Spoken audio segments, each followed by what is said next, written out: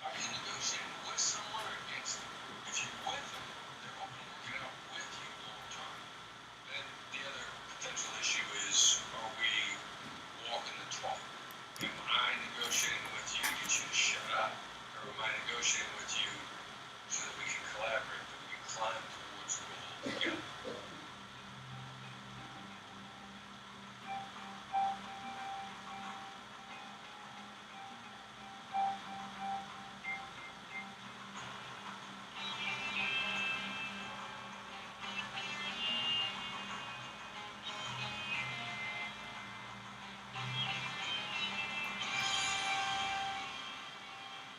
First off, I just want to say I'm super excited to talk to you. I've done this dance with you and your team to try to get you on. I'm so glad, and I just have to give a quick shout out to Marshall and Jones who connected us, and so I'm thrilled we're having this conversation. Yeah, I appreciate Marshall for making a connection. I'm happy to be here. Thank you. I was reading your bio. It says that Chris is a former lead FBI negotiator and dynamic speaker who debunks the biggest myths of negotiations. I would just love to start there. I've read the book, I've watched your masterclass, I've read and watched as many things as I can watch, and so I'm just coming from this from like trying to pretend I don't know anything about you so that new fans can be enrolled in what it is that you're doing. So what are some of the biggest myths that people believe about negotiations? Yeah, myths. And we've even tried to distill them down. I think we call them our 12 commandments of negotiation. So we can get into some of them here. First one is, thou shalt not covet yes. First of all, yes is not agreement. Yes is almost always counterfeit yes. There are three kinds of yes. It's commitment, confirmation, and counterfeit. You get people that say yes to the little things. Each one is known as a micro agreement or a tie down. And then consequently, you can get them to say yes to the big thing because you got them tied down. You got these micro agreements. Well, that's really bad. People get started on this yes momentum nonsense, I would imagine, because let's say they were failing entirely, they're not making any deals. If you were a student in a class, you'd be getting an F. And somebody turns you on to the yes momentum, and suddenly you go from being an F student to a D student. Or maybe you even become a C student. And you look at the distance that you improve, and you're like, wow, I was failing before, now I'm not failing. Now I might even be doing well enough to not get fired. Because if you're a C student in college, you're going to make a grade point, you're not going to get kicked out. You just made the minimum. However, from your perspective, you don't understand that you are nowhere near a B student or even an A student. So many people have been hustled with the yes momentum that it immediately makes people feel concerned. If you're trying to get me to say yes to something, where's this going? Where's this taking me? Every group that I speak to, I do a lot of keynote speeches, and I'll say to them, all right, so you pick up the phone, and the voice on the other end of the phone says, have you got a few minutes to talk? What's your gut reaction? And everybody in the room says concerned, worried. Or some people even say, no. Well, this was just a simple yes. Have you got a few minutes to talk? And everybody's instantaneous reaction is to be concerned. So if that's the case, whenever you try to get somebody to say yes to something, it creates tension, it creates concern, it hurts your relationship, it makes them hold back information. So if you're learning the Black Swan method, we teach you how to get out of yes and get into actual agreement that can be agreement. So the first thing is thou shalt not covet yes, because you think you got a yes, you do not have a deal. You probably got a false yes, and you're going to wonder what happened afterwards. I'd like to ask a little bit more about this because I think, and from my observation, there's a big sales culture out there that teaches people, salespeople in particular, this is the way that you get to yes. And you get these micro agreements, these little commitments that are happening. And we, having been perpetrated on this sales technique, have grown an allergic reaction to it. So much so that this is kind of a funny story. Several years ago, my wife and I are driving a car, and we're pulling up to Venice, and this random guy walking the street is trying to pick up my wife in my own car, and he asks her, "What is your name?" So he asked her a question she couldn't say no to. But instead of saying her name, she's like, "No." And I just like, my wife is really tall. But, this was happening, so every time somebody reaches out to me, either DMs or real life, I'm reluctant to say yes because I know where this is going. You're going to ask me for something. But yet, sales culture seems to still continue down this path. So despite the good work that you're doing, why are we still stuck on this idea? What else is driving us towards this, even though we know it's not working? Well, I think there's a number of things that are out there. And first of all, there are some people that are making deals on yes. And they'll say to me like, "Look, you can't tell me I'm not making deals." And I say, "Yeah, let me give you the Las Vegas analogy. You're playing on the 10% win table, and if you learn how to do it the way I can teach you, you're going to move on the 80% win table." Now, on the 10% win table, you're making deals. And I think a lot of people, especially if they view where they've come from, and many people have learned the yes momentum weren't doing any sales at all before. And so you were a total failure. And if you go from being an F student to a C student, maybe at best, you're like, "Look at the distance I've come." Before I was worried about staying here at all. I was failing. I was flunking. And now, not only am I passing my classes, I'm not going to get kicked out of school.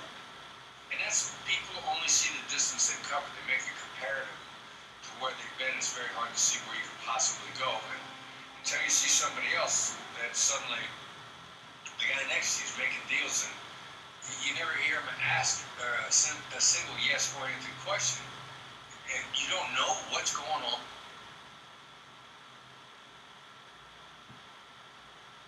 If you grow as a communicator, your income will grow, relationships will be stronger, you'll be able to list more people in your vision, you'll be able to communicate your ideas more powerfully. You will ultimately make a greater impact in the world.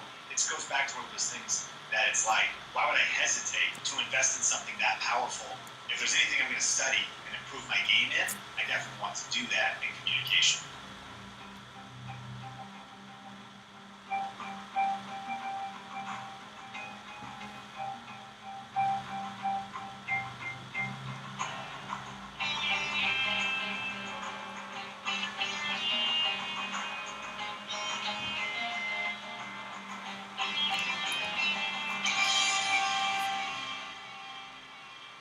What's up? I'm back here with Sean Candlewright's YouTube channel.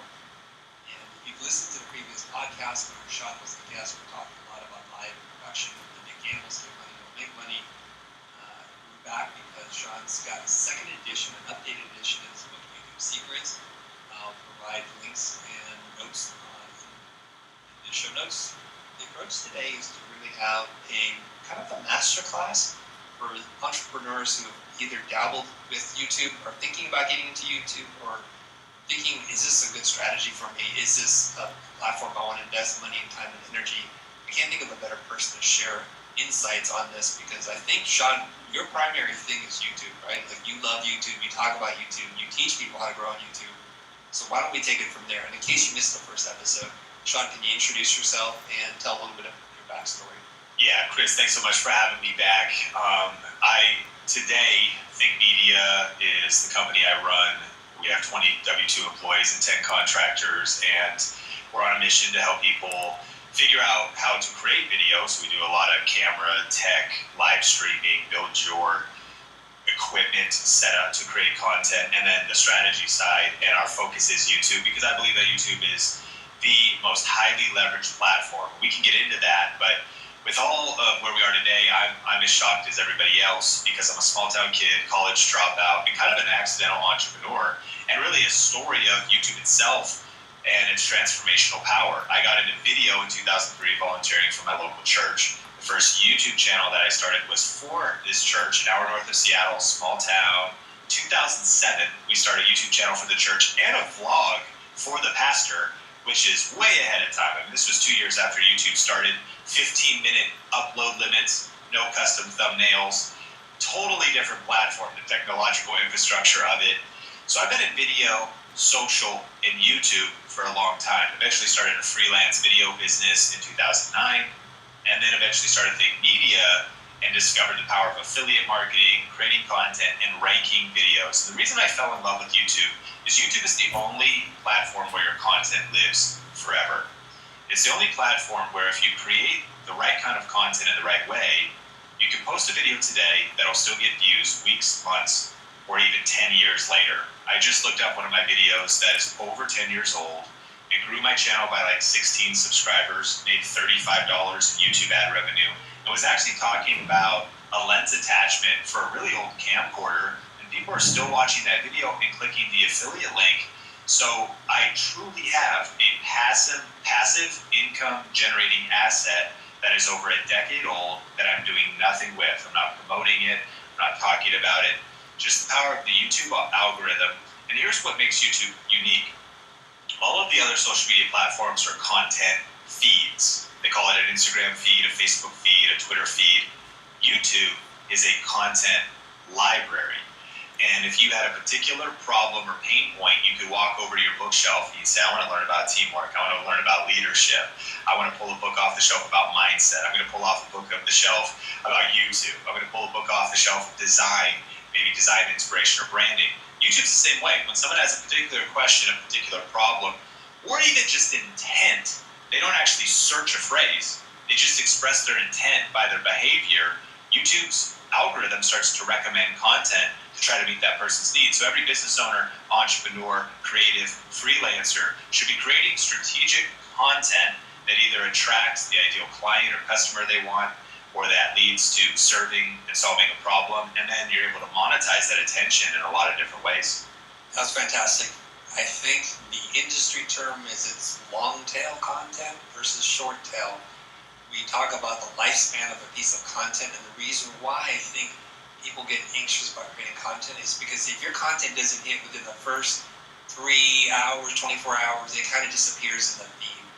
Because YouTube, right, is powered by YouTube search engine. You're right. It's like just this kind of idea of just-in-time learning. The habits and behavior of people are much different on YouTube, and therefore I think, and I want to get your perspective on this, is it a social media platform?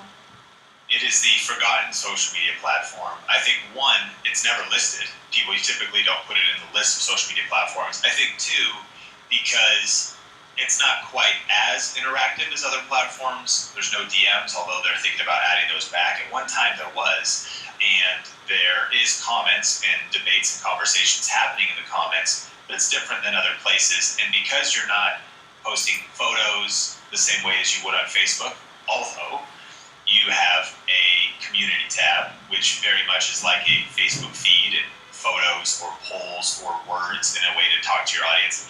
And YouTube is, for better or worse, I believe it's better, and almost every platform is doing this, but it's a challenge no matter what, is they are trying to be everything. Whether it's YouTube Shorts, there is a Stories feature, YouTube Stories, there is the community tab, which is text, photos, and a feed. There is, of course, your main videos, there's live streams, there's long form, so it can be kind of overwhelming.